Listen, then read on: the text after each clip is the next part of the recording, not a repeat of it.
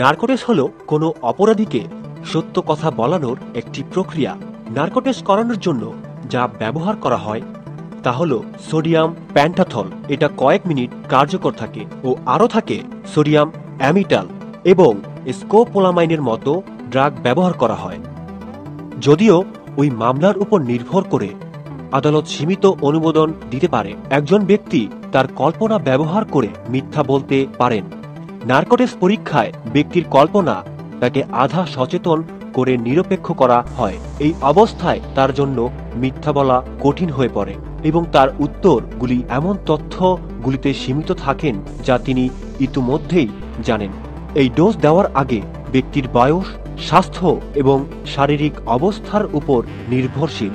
একটি ভুল ডোজ একজন ব্যক্তির একটি কোমা এমনকি মৃত্যুও হতে পারে। নার্কোটিক্স সবার আগে 1922 সালে রবার্ট হাউস নামের এক লোক 2 জন মানুষের উপর করেছিলেন। এবার বলি কিভাবে নার্কোটিক্স করানো হয়।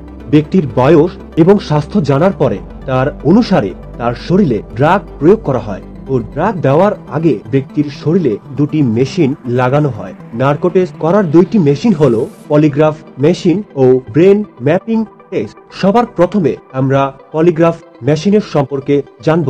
পলিগ্রাফ মেশিন দিয়ে ব্যক্তির রক্তচাপ, ব্রেন প্রেসার, হার্ট প্রেসার ও শরীরের নড়াচড়া কম্পিউটারের মাধ্যমে দেখায় ও ব্রেন ম্যাপিং টেস্ট হলো একটি কম্পিউটারের সংযোগে সংযুক্ত থাকা হেলমেট ও এই হেলমেটে সেন্সর লাগানো থাকে ও এর মাধ্যমে ব্রেনের নড়াচড়া কম্পিউটারে দেখায়। ব্রেন ম্যাপিং টেস্ট এর মাধ্যমে ব্যক্তিকে অনেক ভিডিও এবং শব্দ শোনানো হয়। যদি কোনো সন্দেহজনক কিছু ধরা পড়ে তাহলে কম্পিউটারে দেখায় ও এইগুলো নির্দোষ লোক চিনতে পারে না।